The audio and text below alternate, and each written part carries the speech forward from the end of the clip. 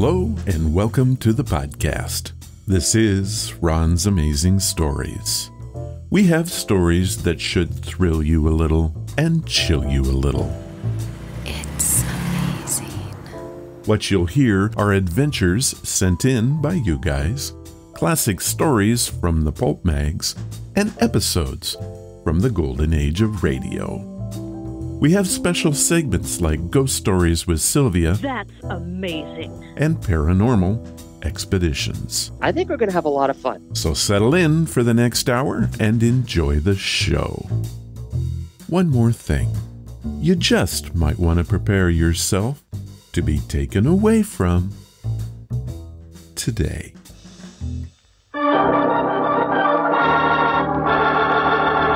Another 5-minute mystery.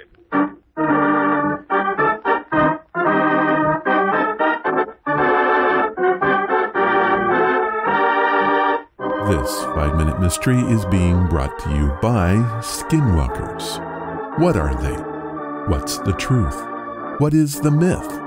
That's what this podcast is all about. This mystery, however, has nothing to do with any of that. It never does.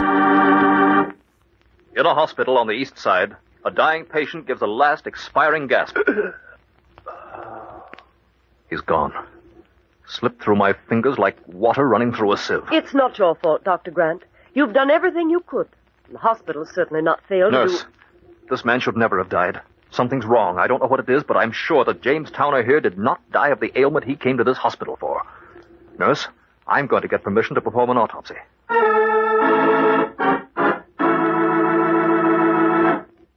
Your hunch was right, Dr. Grant. What is it? Tell me, Jones. When we tested Towner's blood in the lab, a foreign substance showed up immediately. I didn't recognize it, but one of my assistants seemed to think he knew what it was, so I let him make tests. A rare poison used only by the South American Indians was introduced into the bloodstream of the victim. It killed him, all right. But that's impossible, Dr. Grant. Jones, did your man say whether this poison could have been taken through food or... I thought of that, too. He swears it is the only effective way when it is taken directly into the bloodstream. And is there any antidote? Not known. My man says the Indians obtain a certain immunity by injecting themselves with small amounts over a long period of time. How could that poison have gotten into Towner's bloodstream? Doctor, I was with the patient every minute he was here. I could swear he had nothing intravenous during the whole time except the transfusions. 2 of them, which you ordered yourself. The transfusions? Who was the donor? Mr. Harkness, a friend of Towner's, happened to be visiting him. The friend immediately offered him blood. Towner was grateful and accepted. Harkness said something about its being the least he could do. We tested his blood and found it the right type, so we did the transfusion. I think we ought to investigate Harkness. But, Dr. Grant, I'm positive that Mr. Harkness did not even touch Mr. Towner during the whole time of his illness. If what I'm thinking is true, Harkness had something to do with the death of James Towner just the same. Well, we were certainly lucky, Doctor. There's no question about it. Harkness is your man. I knew it. I've had Harkness investigated by the police. He's mentioned in Towner's will, gets the whole estate. The police have searched his apartment and found just what I expected. I feel my medical judgment has been vindicated, Jonesy. You're right, Doctor. We're going to have this man Harkness arrested for the murder of James Towner. Do you know what the doctor and the laboratory technician discovered which indicated to them that Harkness murdered his friend Towner? The doctor will tell you in a moment. But first...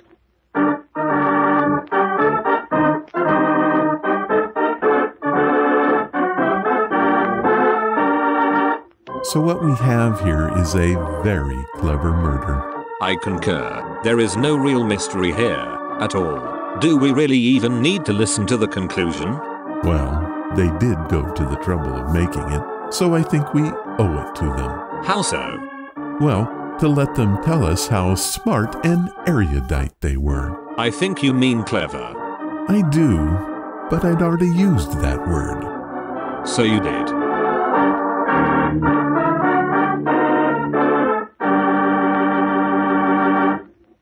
And now, back to our story. Well, Doctor, what have you found? The thing that indicated to me the fact that Harkness had a hand in the murder of James Towner was something Jones said when he spoke of the poison, and the way the South American Indians gained immunity from it. I deduced that probably, against the chance that his so-called friend would need a transfusion, Harkness had so immunized himself over a period of time. If he had, the poison would still be in his blood in some quantity, small perhaps, but enough to react unfavorably on Towner in his condition. A police search verified my hunch.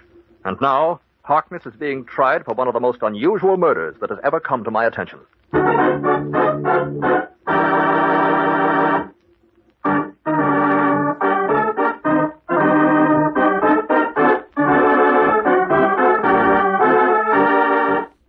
that is one patient killer. To slowly poison himself day after day, hoping that his victim would need a transfusion, and he would be there to provide it. Amazing. He must have really hated Towner. Agreed. Hey, you didn't poke fun at me today. I bloody forgot.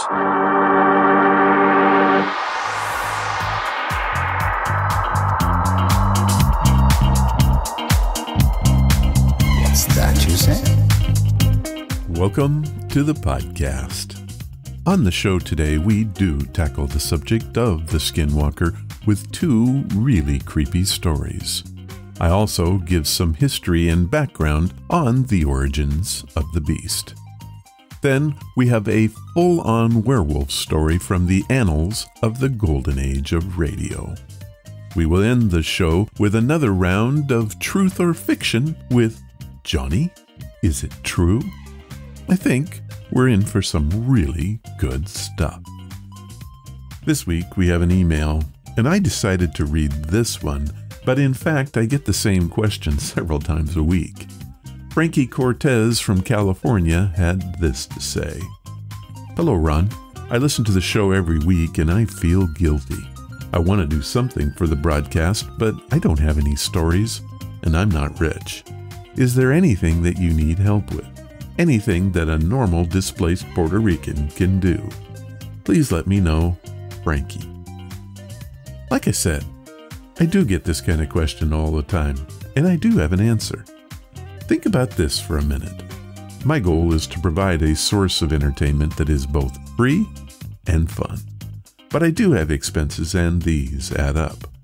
Getting donations from time to time is very nice, but long term I would much rather have more listeners. Why? Advertisers like higher numbers. So that is what I'd like help with. All it takes is for you guys to take a minute and leave a review, leave feedback, or just like the content. These simple actions go a long way to move the show up the charts and maybe interest others to give it a go. Also, you can mention the show to a friend, colleague, or maybe even a complete stranger at the coffee shop. This type of advertising is by far the best and could even be fun for you. Whatever you do, please enjoy Ron's amazing stories. I surely do like putting it out each and every week. Now, speaking of advertisers, let's hear something from Audible.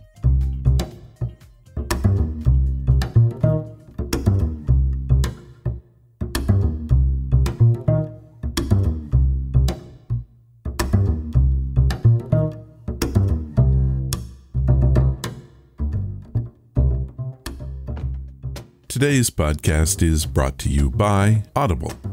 Get a free audiobook and a 30-day free trial at audibletrial.com/Ron's Amazing Stories. They have over 180,000 titles to choose from for your iPhone, Android, computer, Kindle. Whatever you have, you can listen to Audible on it. So what am I listening to? Skinwalkers by Bear Hill and narrated by Arnie Mazer. Skinwalkers tells the story of Perdition, New Mexico, and of the harrowing night its residents are attacked by a pack of rabid coyote men. Skinwalkers. It is a night of extreme horror in which the townspeople must answer for their sins of the past. Many succumb both to the skinwalkers and to the guilt over their transgressions, while others rise above the desperate circumstances facing them. Here is a clip from the beginning of the book. From an Old West wanted poster. $500 reward. We will pay $500 for the arrest and extradition of J.T. Farnsworth, alias the Professor, 5 feet 7 or 8 inches high, 155 to 165 pounds weight, 26 years of age, blue-gray eyes, dark curly hair, usually clean-shaven, wears spectacles and bowler hat and suit. He claims he is a writer of books. He is wanted on several counts of horse thievery and adultery. The above reward will be paid for his arrest and extradition to Santa Fe, New Mexico. Previous rewards as regards him are withdrawn. Any information leading to his apprehension will be rewarded. Address: Alan Pinkerton, 191 and 193 Fifth Avenue, Chicago, Illinois, or Sheriff John Ladd, 21 East Main Street, Santa Fe, New Mexico. Chapter 1. Ghost Riders. J.T. Farnsworth was enjoying a $5 poke when he felt fingers of iron entwine his hair. Before Farnsworth could do anything to prevent it, the hand wrenched him from his paid company and slung him across the room. The hand that had held Farnsworth's hair moved itself to his throat and lifted him to his feet. J.T. Farnsworth. The voice was a rockslide. I'm here to collect the bounty on you. We can do this easy, or we can do this hard. Your choice. Ain't no never mind to me. J.T. looked up and saw the biggest, meanest man he'd ever laid eyes on. His assailant had a week-old beard and wore a large, weather-worn Stetson and duster. My good sir, Farnsworth rasped, there's no need for violence. I am your most humble servant. Uh-huh, the bounty hunter said. You behave yourself if I let go? J.T. nodded. The bounty hunter relaxed his grip. Get dressed, the bounty hunter commanded. J.T. stepped into his trousers, pulling the attached suspenders over his bare chest. I don't suppose there is any chance we might be able to palaver on this issue, as gentlemen.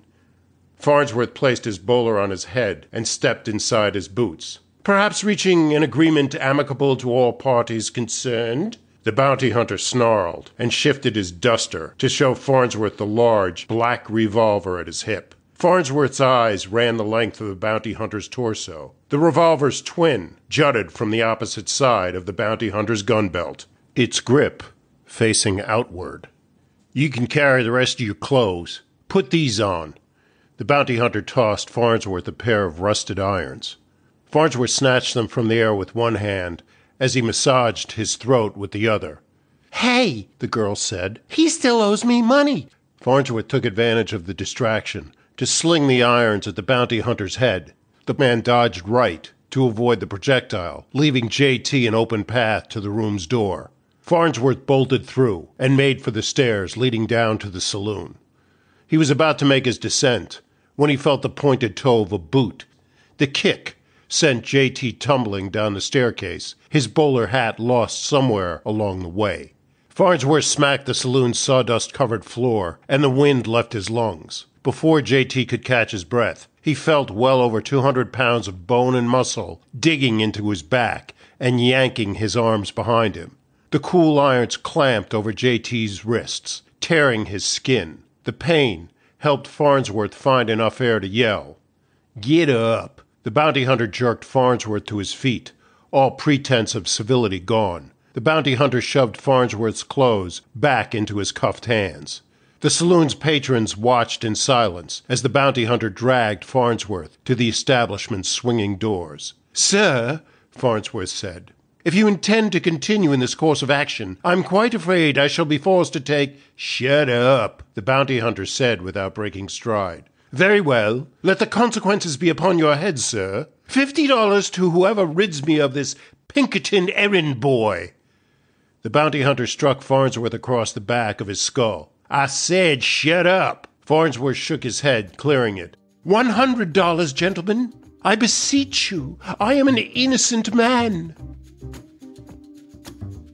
Skinwalkers place an Old West spin on the werewolf myth. The novel is a narrative of flashback sequences, mock journal entries, and articles. There are even chapters from a dime novel written by one of the characters from the main tale. These subchapters give the story greater context, heightened horror, and some comic relief. I'm not going to lie to you, this one does have some language that is not appropriate for young children. However, even with that, I thoroughly enjoyed this book, and I think you will too. What's even better is that you can have it for free. Here is what Audible has set up for us. They are offering a free audiobook and 30 days to give you the opportunity to check out their service. This includes free access to the Audible Plus catalog, which is updated monthly with new titles. To download your free audiobook today, go to audibletrial.com/Ron's Amazing Stories. Again, that's audibletrial.com/Ron's Amazing Stories, and you can get Skinwalkers by Bear Hill for free. Thank you, Audible. And now, it's time for your stories. These are your stories, sent by you, for you.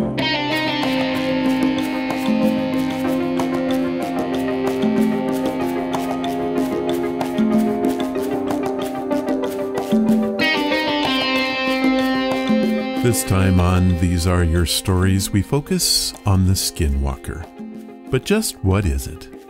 The Skinwalker is an ancient Native American legend that takes on various forms across the tribes. In Navajo lore, a Skinwalker, Nidaldoshi, is a kind of wicked sorcerer or witch who can transform into, occupy, or disguise themselves as an animal. It has deep roots in Native American folklore. Other tribes throughout the region also have their own version of the Skinwalker. The Pueblo people, Apache, and Hopi each have their own interpretation of what a Skinwalker is. They believe that they are produced when a medicine man or shaman abuses magic for evil. The practitioner is now an entity for evil, and he or she is given awesome powers by that pollution. In traditions, a person, man, woman, or child, becomes a skinwalker when they perform any kind of deep-seated taboo, such as taking another's property as his own. Skinwalkers represent the antithesis of the tribe's cultural values. The stories of these creatures are vast, but difficult to obtain. The legend of the Skinwalkers is not well understood outside the Navajo culture, mostly due to the reluctance to discuss the subject with outsiders. Traditional Navajo people are reluctant to reveal Skinwalker lore to non-tribe mates or discuss it at all amongst those that they do not trust. However, having said that, there are tales around, and we have too.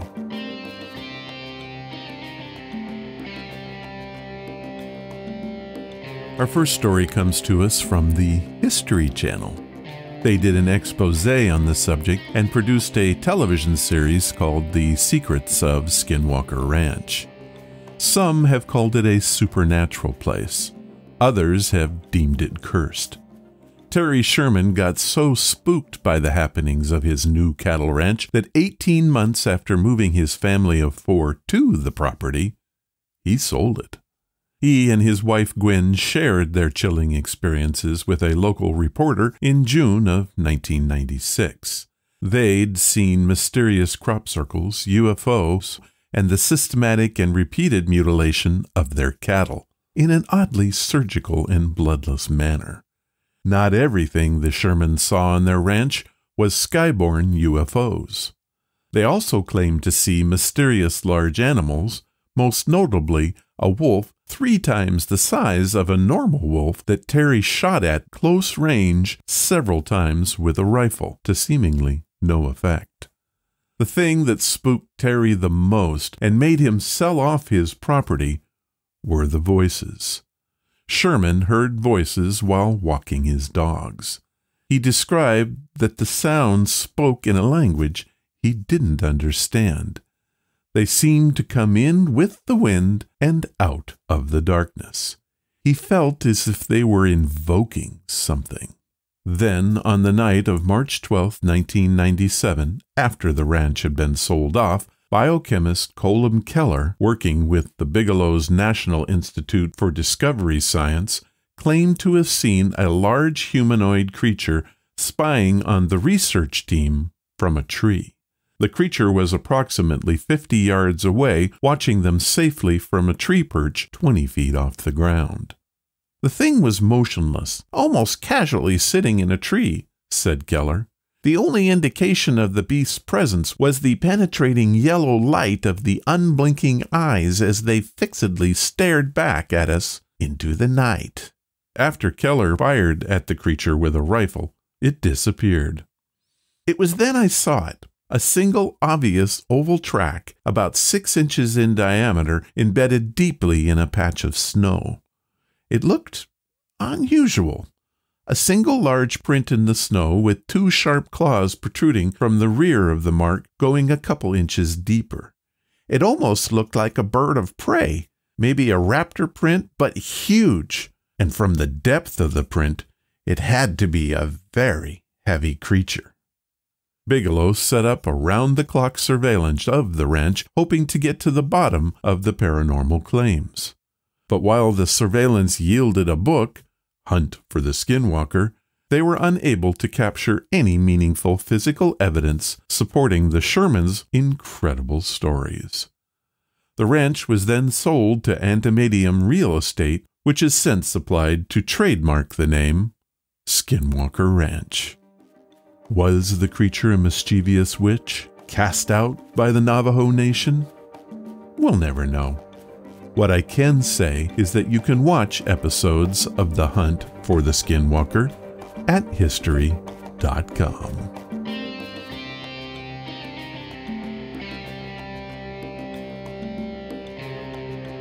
This story comes from Dolly Benelli, Taos, New Mexico.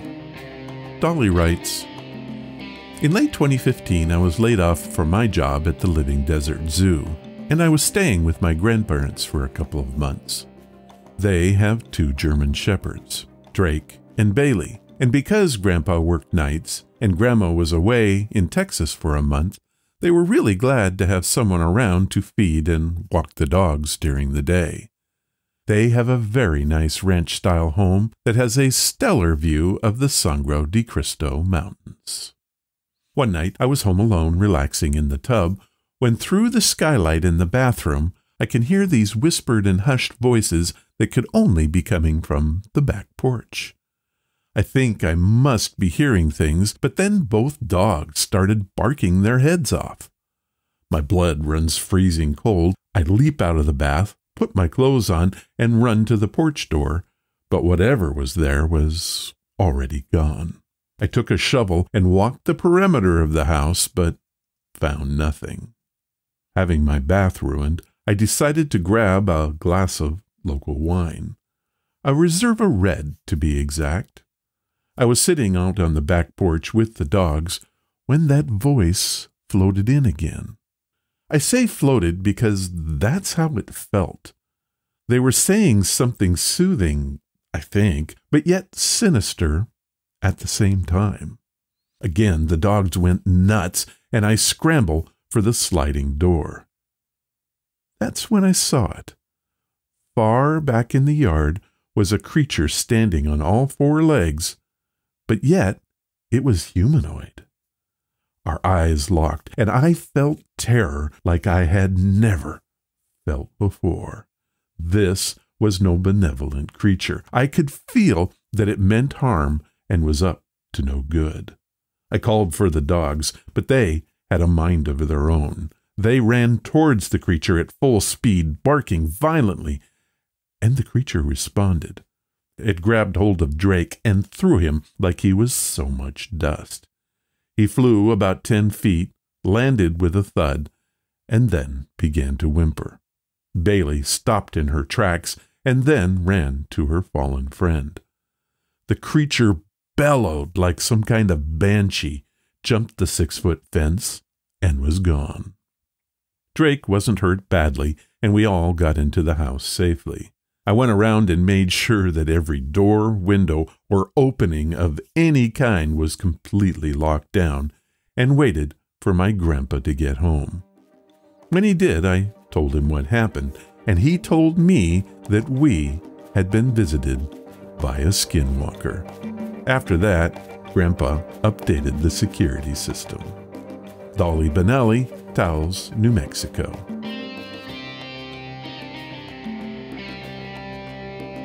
I'm not sure a security system is going to help here, but it can't hurt. That is an incredible story and sent chills down my spine as I tried to read it. I connected with Dolly to get a bit more information. Both Dolly and her grandparents are members of the Navajo Nation. They are well versed in the folklore of the Skinwalker and know quite a bit on the subject. Dolly also said that her grandfather had had other run-ins with the beast in future episodes. In my research, I found that there were several police, sheriff, and state patrol reports on skinwalker sightings throughout the Sangre de Cristo mountain area. How about that?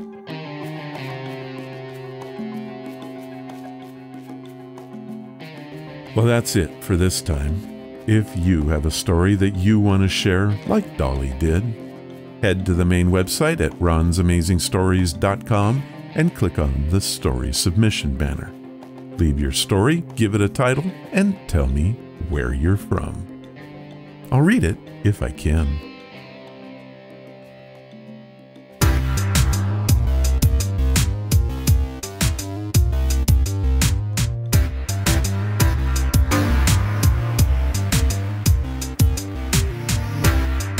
Our featured story comes from a rare old-time radio series called Dark Fantasy. In the 40s, people loved a good Wolfman story, so it should come as no surprise that radio and cinema provided them. Some of the best were 1941's The Wolfman, Cry of the Wolfman from 1944, and of course a personal favorite of mine, Abbott and Costello Meet Frankenstein. Now I know what you're thinking. That one's about Frankenstein. Well, the good news is that the Wolfman plays a significant role in that film. Our story is titled W is for Werewolf and first aired on Dark Fantasy February 13th, 1942, which, by the way, just happened to be a Friday. Jim Howard! Over this way. Bill Andrews, you old pill roller. Golly, am I glad to see you. Well, Jim Howard, welcome to Cape Howe. You're just the medicine the doctor ordered. And you're the doctor. How are you, Bill? Never better. Say, am I glad to shake hands with you again. You're the same old Jim. 5 years haven't changed you a single bit. Well, I'm sorry. I can't say the same thing about you. You look tired, almost sick. I say you aren't ill, are you? Ill? Oh, no. No, I've just been working hard. Not much sleep lately. Come on, I've got a wagon waiting right over here. Wagon? Sure, nothing fancy about us. We'll take the wagon to the boat landing, and then we'll row over to my island. Say, now, wait a minute, Bill. Are you trying to rib me? What do you mean, your island? Oh, didn't I tell you? I haven't lived in Cape Howe for 3 years. I find it more pleasant and comfortable out on the island. But what island? Folks around here have another name for it, but don't mind them if you hear it. I call it échappé. Say that again, Bill. Échappé. Well, what's that, Scandinavian or Esperanto? French. Come on. Here's the wagon over here. Young John's waiting on the boat landing. Oh, I say, how is young John? Jim, I don't know.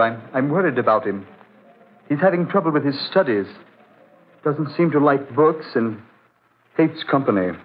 Well, I'd say he's more lonesome than anything else. It's more than lonesomeness, Bill. Ever since Bill Jr. died, he hasn't been the same. Angela and I were sorry to hear about Bill Jr. It's pretty sudden, wasn't it? Yes, pretty sudden. That's the way it is in this country, though. So much fever, so few conveniences. Oh, by the way, you say Angela and the child will be along in a few days? Oh, yes. You got my wire? Got it yesterday. I didn't know your sister lived at Lowston. Oh, yes, she has for years. Angela wants to visit about a week, and then she'll come on down here to Cape Howe by steamer. Oh, incidentally, old man, do you think this country's all right for the baby? Had her shots, has she? Oh, yes. Yes, I did everything you suggested in your letter. You know, that letter you wrote almost scared Angela out of coming. Oh. She said if it's that dangerous here, she doesn't think we should risk the child's life by bringing her here. Well, there's no danger at all if the child's been inoculated against the 3 diseases I mentioned. Oh, I took care of that all right. You're sure there's no other danger? I've taken care of any other danger there might be. What do you mean? Just that. There's nothing in the world for you or Angela to worry about. Please believe me, Jim. Well, all right, old man, all right. Angela and I are on the first vacation we've had since we've been married. And believe you me, we're here to make the best of it. Good, that's fine. Come on, the wagon's waiting, see? Right over there.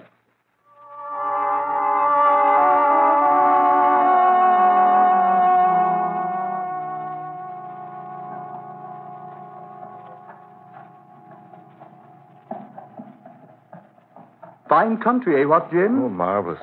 We've enjoyed the whole trip so far. Didn't even get seasick on the way across.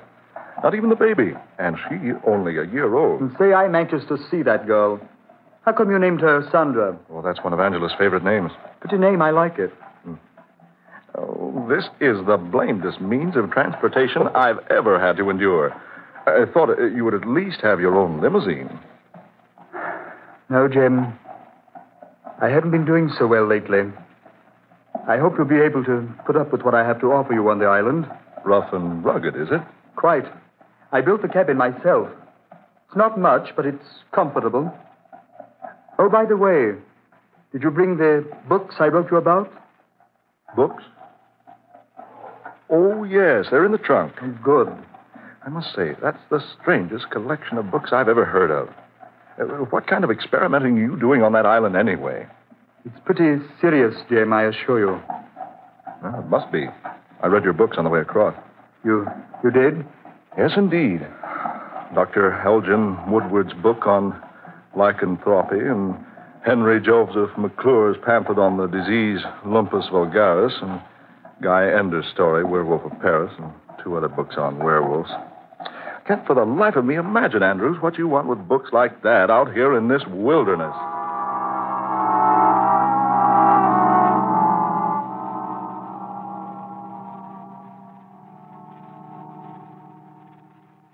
All right, Jim, here we are. Oh, John, here's Jim Howard. You remember Mr. Howard, don't you, Johnny? Well, sure he does. How are you, John, old boy? All right. Glad to see you, sir. Huh. Oh, I say, where's that old smile I used to see? Here, let me shake your hand. No, sir. I don't want to shake hands. Oh, come on now. We're old friends, aren't we? No, Mr. Howard. Oh, I say, now. Jim, just a minute. Let go, Mr. Howard. There. Jim. Oh, there now. Shake just like old friends. Let go. Let go my hands, sir. Let go. Jim, please. I say. The boy's handbill. Come on, Jim. Into the boat with you. Come along, Johnny. Johnny, get into the boat, son. Yes, sir. Come along, Jim. All right, I'm shoving off. All right, Johnny. You want to take the oars for the exercise, or you want me to row?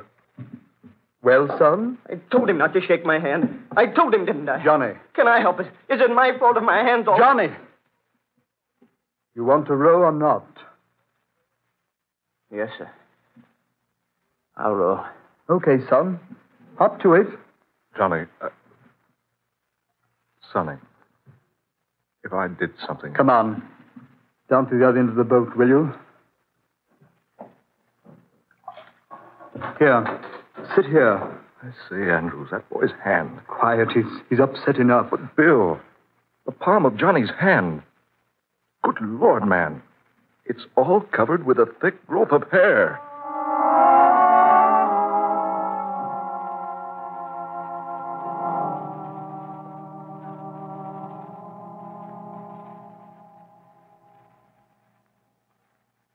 Okay, Jim. This is your room. Say, this is fine. You say you built this yourself, Bill? Yep. Every bit of it. How do you like my island? Oh, I think it's perfect, but pretty inconvenient. Oh, I don't mind.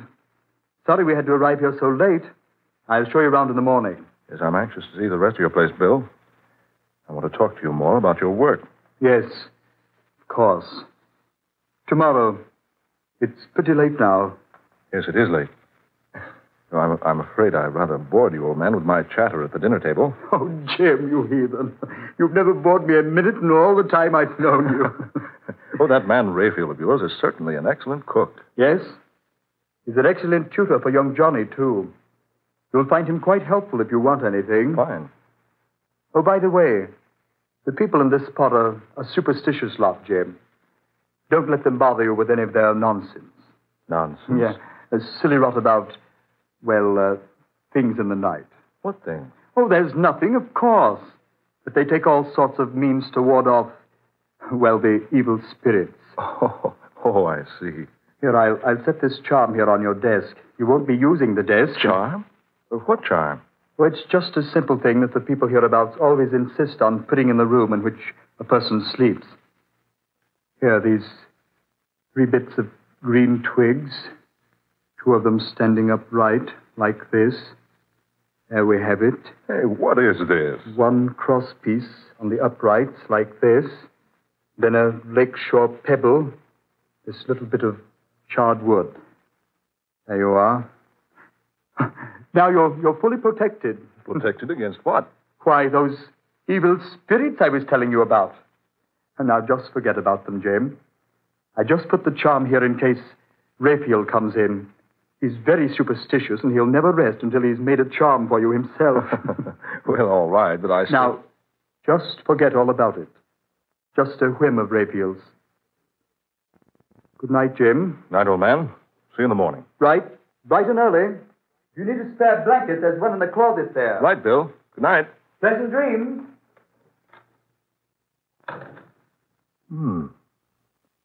A whim of Rayfield's, huh? 3 bits of green twig, lakeshore pebble, and a piece of charred wood. That's a strange combination. To ward off evil spirits, so Bill claims. But what evil spirit? Great horn toads, what's that? What in the world is that? Bill! Bill, I say, Bill, what's that howling? It is nothing, Mr. Huh? Oh, you, Rayfield. Nothing but a wild animal howling in the night. What? That sounded like a wolf. Wolf, Mr. Yes. It couldn't have been a wolf. There are no such animals in this country, you know. I know that, but... There, you hear it?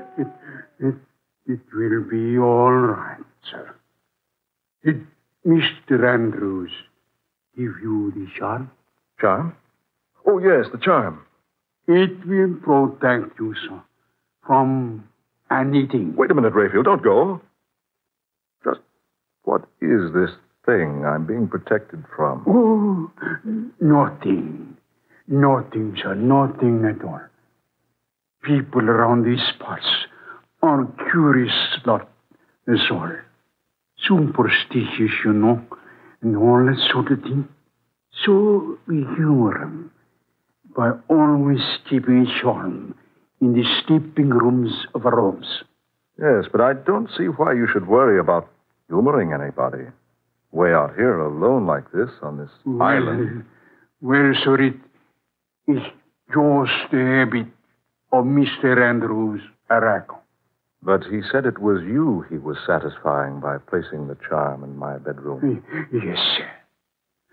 That is, well, what I mean is, sir, I'll best be going.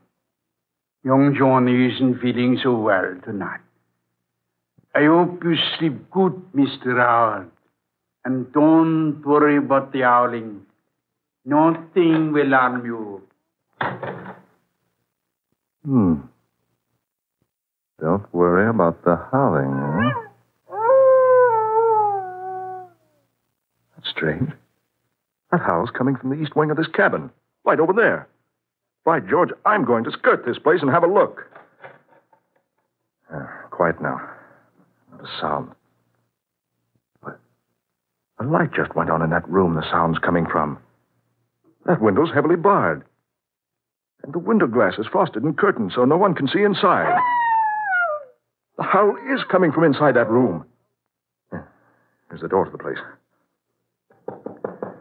Oh, Bill. Bill, are you in there? Bill. Some animal in there, all right. Bill. Andrews, are you in there? Whatever it is, it's trying to get out. Bill. Bill, are you all right? Are you in there, old man? Bill, are you in there? Bill. Yes, Jim. What is it? I just wondered if you were all right. I heard that animal howling, and I thought that... Animal? What animal, Jim? Don't tell me you didn't hear it.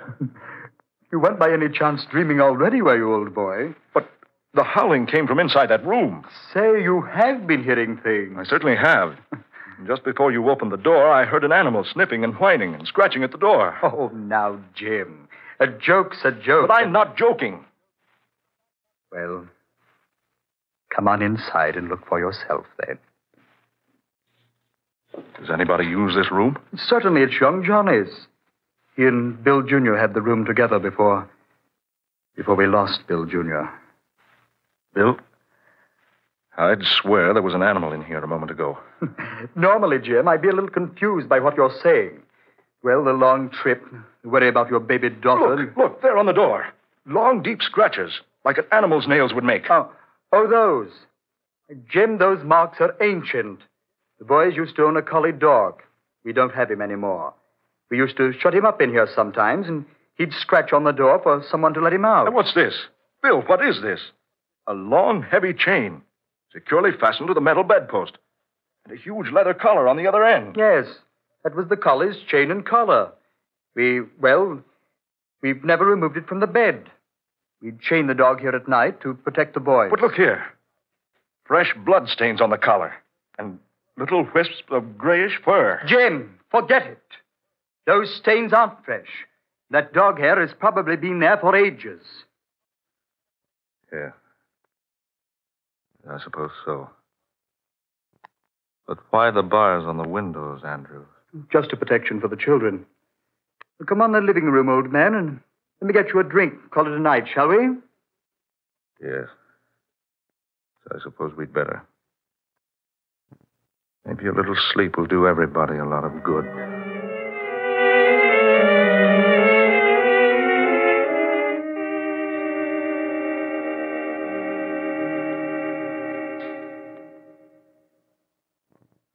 Angela, I can't tell you how happy I am to have you and Jim here to visit me. Oh, we've looked forward to this for 6 months, Bill.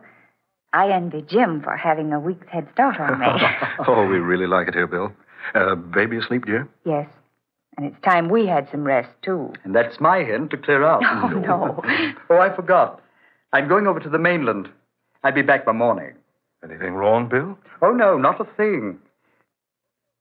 Jim, may I ask a favor? Certainly. That watch charm you're wearing, solid silver, isn't it? Why, yes, it is. Do you think you could give it to me? Give it to you? Why, of course. I have a very special reason for wanting it. I wouldn't ask for it if I didn't have. Here you are. Thanks, old man. I hope I can return it to you. Well, good night. See you tomorrow. Good night, Bill. Jim, why does Bill act so strangely? I don't know, dear. I wonder why he wanted that silver watch charm. Odd.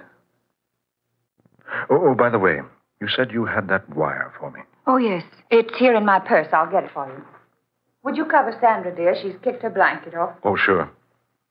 Here you are, darling. Thanks.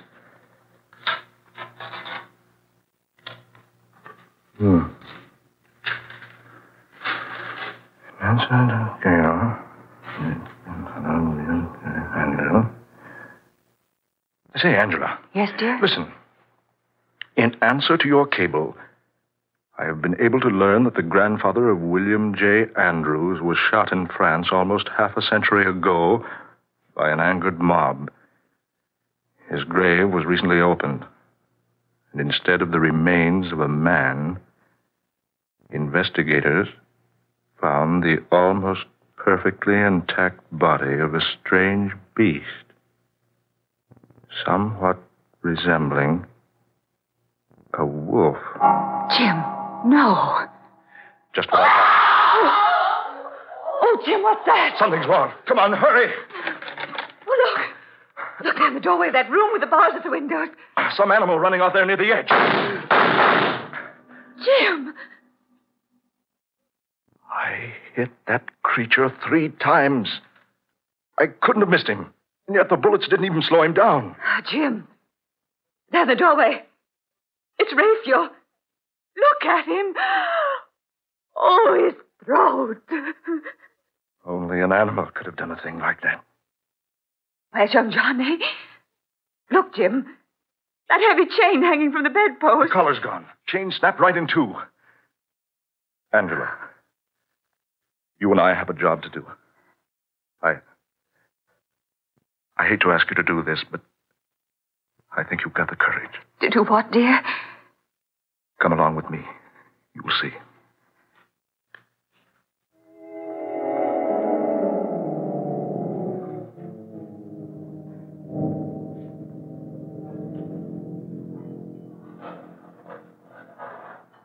You about ready to get the lid off the box now?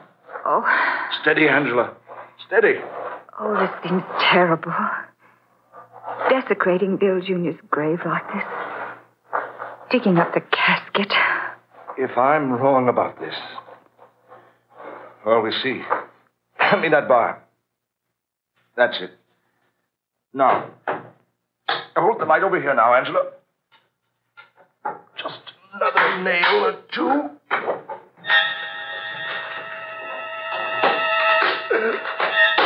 Jim. Just exactly what I thought. That's not a boy's body in that casket.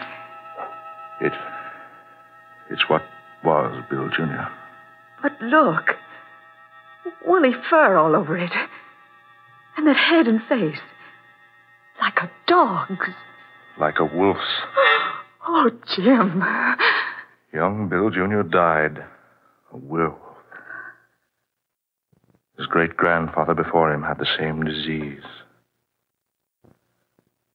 That's why Bill Jr. died so mysteriously. That's why Andrews had to leave the mainland to move out here. And all the while, he's been studying, trying to effect a cure. The hair on the palms of young Johnny's hands. Not wanting me to shake hands with him. Now I see why Bill was so insistent about the charm of twigs, stone, charcoal. My watch charm. A silver bullet. Jim! That howled again. That's coming from our room, Jim. Come on, hurry. Hurry. Look, there's no light in the room. We left it on, didn't we? Oh, yes, we did. Oh, Jim, hurry. There. The light went on. Look out, dear. Let me in there. Oh, locked. This door's locked. Who's in there? Open this door. Open up. Oh, Jim. Open up this door. Open up, I say.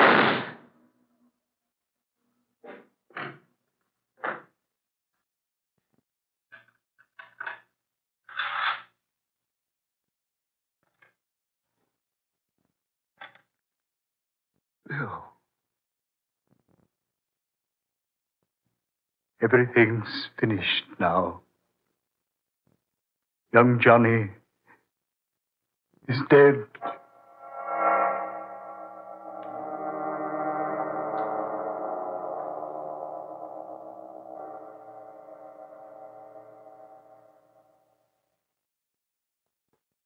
Friday the 13th. And you have heard Scott Bishop's 13th original tale of dark fantasy. W is for Werewolf. Ben Morris was heard tonight as Jim Howard. Garland Moss was Bill Andrews. Eleanor Naylor Corrin took the part of Angela Howard. Fred Wayne was Raphael. And Don Stoltz played young Johnny. Next Friday night at this same time, listen to the 14th in this series of dark fantasy dramas. An intriguing, exciting story called A Delicate Case of Murder, written by Scott Bishop. A strange, weird tale of a spiritualistic medium who suddenly finds herself in the midst of a vicious and well-planned murder plot, with herself the victim. Murder and fantasy combine to produce one of the most eerie adventures you have ever heard in A Delicate Case of Murder.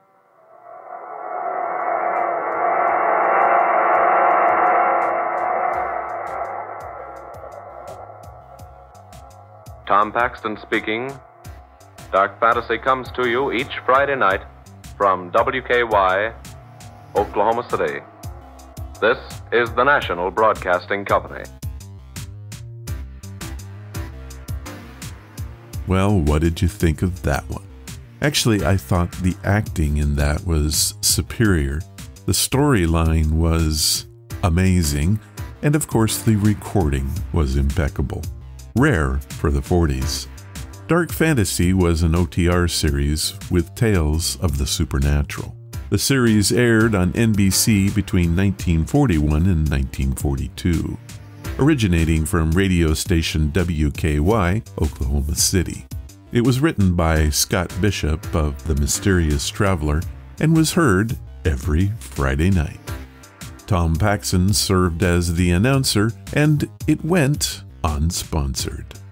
Although it was a short series, the stories were excellent, with some of them being way ahead of their time. I highly recommend you check this series out, and it can be found on archive.org.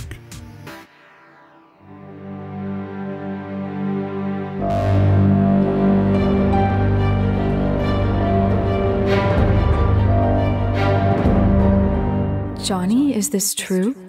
As you know by now, I like to surf the internet to find the strange and unusual.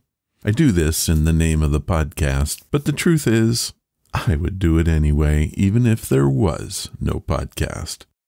What you're about to hear is... Johnny, is this true?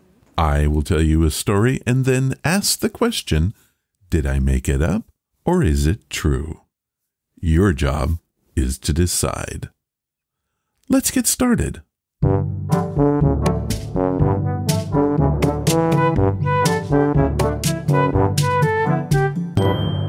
Johnny, is this true? Not all historical events make it to the headlines. Many stories are swept aside to make way for the bigger ones, such as, well, moon landing or World War II.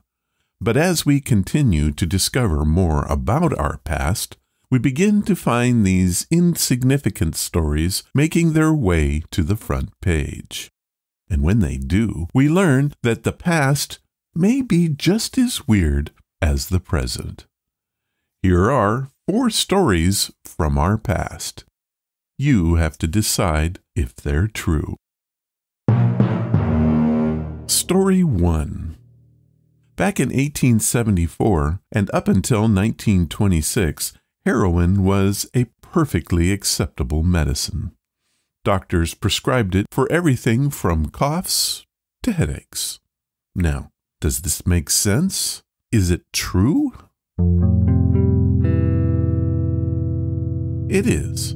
They had no idea of the detrimental effects caused by the drug, nor the addictive nature of it.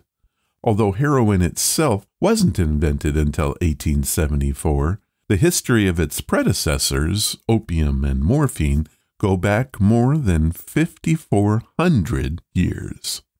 Crazy. Story 2. Here is a simple true or false question. Albert Einstein was offered the presidency of Israel on November 17, 1952, following the death of Israel's first president, Chaim Weizmann. What do you think? Yes, this is true, but he declined, saying that he lacked the natural aptitude and experience to deal properly with people. I guess he was too smart to do the job. Story 3. It is said of Grigory Rasputin, who was a Russian mystic, that he survived being shot, poisoned, and stabbed several times. It appears people didn't like him, or at least his predictions, so it seems. But is it true?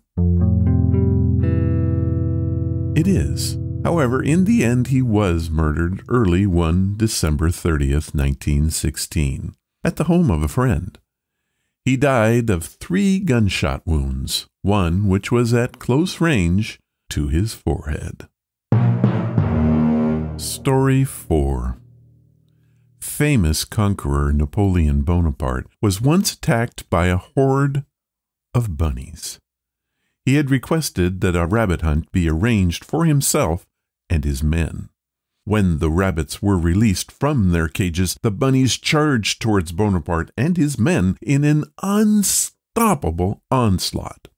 Okay, surely I made this bit of history up. I did not. Napoleon's party had a good laugh at first, but the onslaught continued, and their concern grew. The Sea of Long Ears was storming Napoleon quicker than the revolutionaries had stormed the Bastille. The rabbits allegedly swarmed the emperor's leg and started climbing up his jacket. Napoleon tried shooing them away with his riding crop as his men grabbed sticks and tried chasing them. The coachmen cracked their whips to scare the siege away, but it kept coming. Napoleon finally retreated, fleeing to his carriage. How about that? Well, that's all there is for this round of really strange stories. I hope you enjoyed this history lesson. Do you have any strange or unusual stories that you want to share? Send them to ronsamazingstories.com, and I'll use them if I can.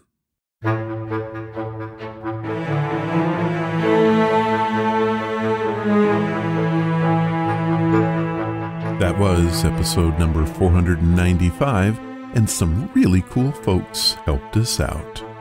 Frankie Cortez, The History Channel, and Dolly Benally. There is no podcast without help. If you want to follow the podcast or the blog, head to ronsamazingstories.com. There you will find any of the links I mentioned and how to contact us. Do you want to help the show? The best thing you can do is to tell your friends all about it, and please leave reviews or feedback wherever you listen. Clicking that follow or like button makes us grow. Thank you for listening, and I hope you come again to find out what are Ron's Amazing Stories.